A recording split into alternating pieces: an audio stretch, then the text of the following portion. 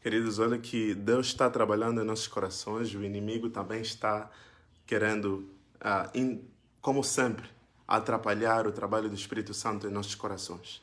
Ah, mas eu espero que cada um de vocês possam se reconectar a esta live de novo. A live que a gente estava lá a fazer parou por alguma razão, e o pastor Melvin está lá perguntando. Obrigado por procurar saber, pastor Melvin.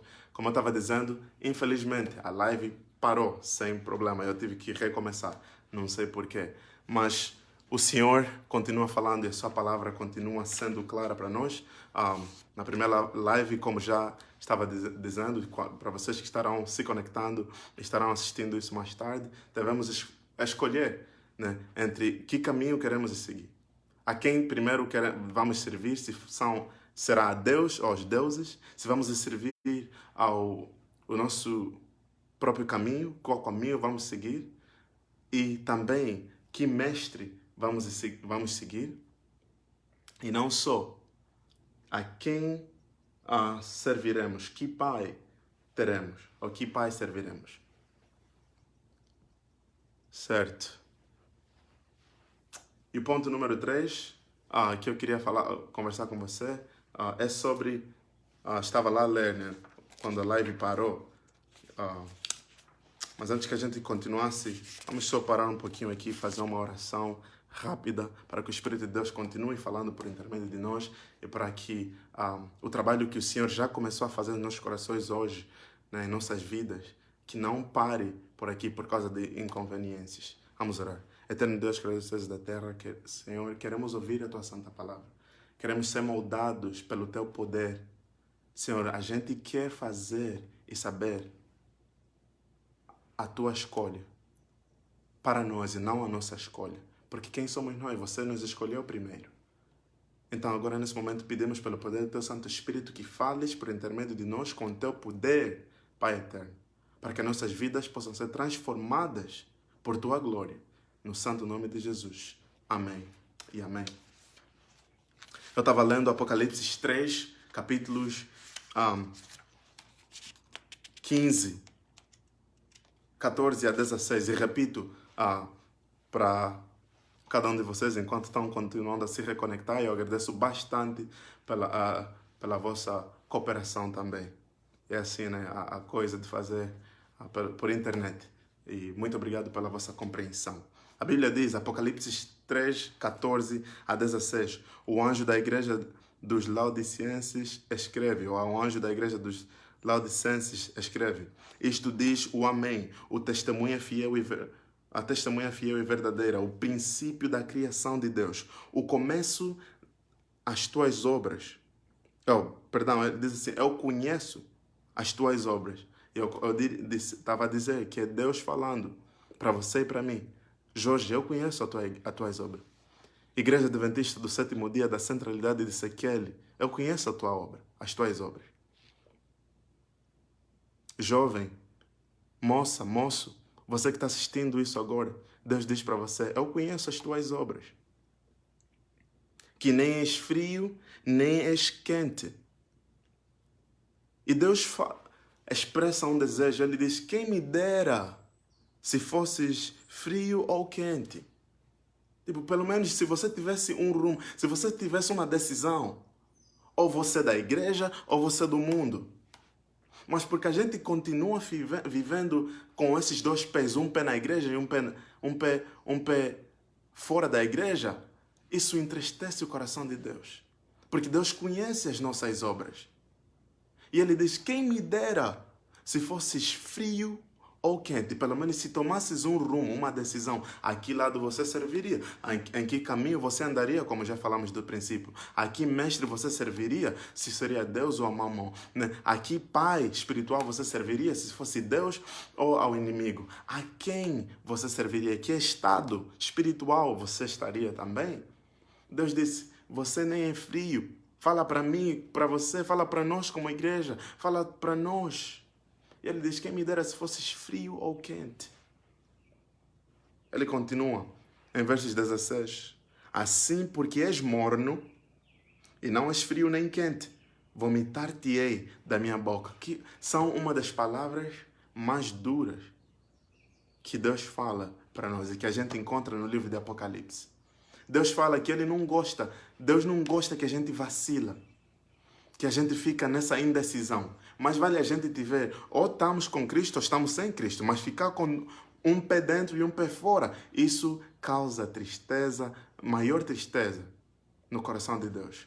Por quê? Porque a gente se torna um obstáculo para aqueles que o Senhor estará trabalhando, né, no coração deles.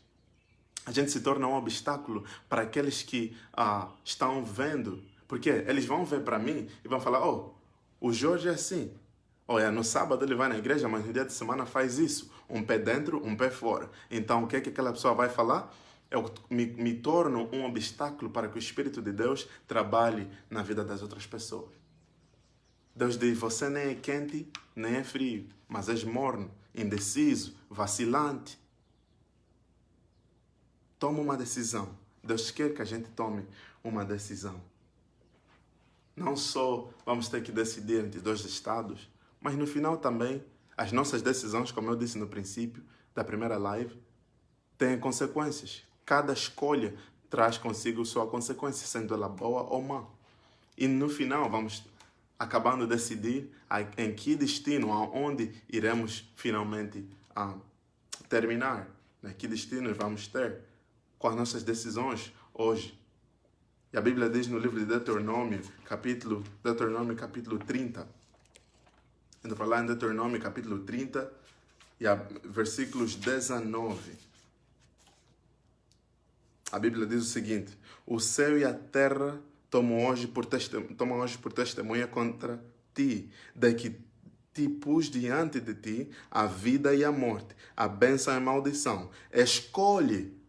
Olha o título dessa mensagem. Entre Deus e Deus, escolhe. Diz a Bíblia, escolhe, pois, a vida, a sugestão de Deus. Escolhe, pois, a vida para que vivas tu e a tua descendência. Olha que a Bíblia diz que para que vivas tu e a tua descendência. São bênçãos sobre bênçãos. Deus quer que você tenha vida, querido. Deus não quer que você continue vivendo a mesma vida de indecisão, com um pé fora e um pé dentro. Deus quer que a gente faça e tome uma decisão. Que decisão tomaremos? Em que caminho andaremos? Nos caminhos de Cristo? Ou nos caminhos que a gente procura servir? Eu quero contar uma história para você sobre um jovem que tiveram cometido muitos erros no reino em que ele vivia, né? Era um tempo em que muitos países ainda estavam divididos em reino.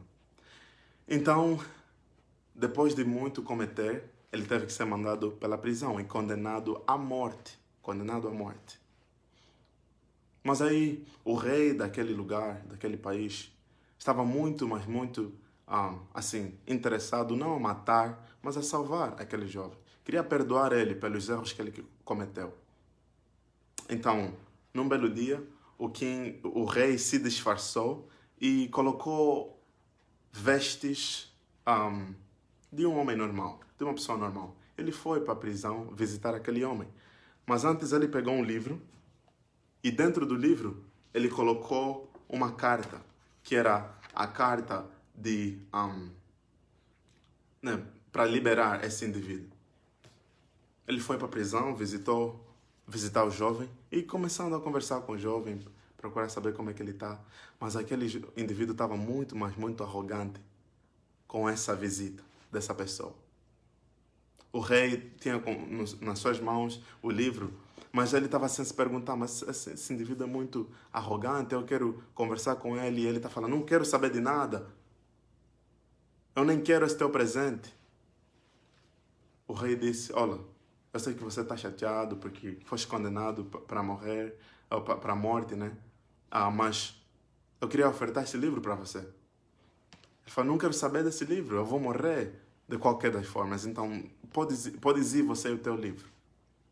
Ele recusou a oferta daquela pessoa.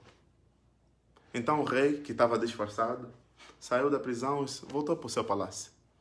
E depois disso, os guardas vieram para a prisão e falaram: que aquilo foi uma decisão muito estúpida, você não sabia. Por que você recusou aquilo? Por que você recusou o presente? E o prisioneiro questionando o que esses seguranças, os guardas estavam a falar. E eles falaram para ele: a pessoa que estava aqui a falar com você não era uma pessoa normal, era o rei. E dentro daquele livro tinha a tua carta de soltura. E você acabou recusando o presenteador com o presente. Você acabou recusando a tua chance de poder ser livre e de poder ter vida. Então um dia chegou em que ele tinha que ser executado.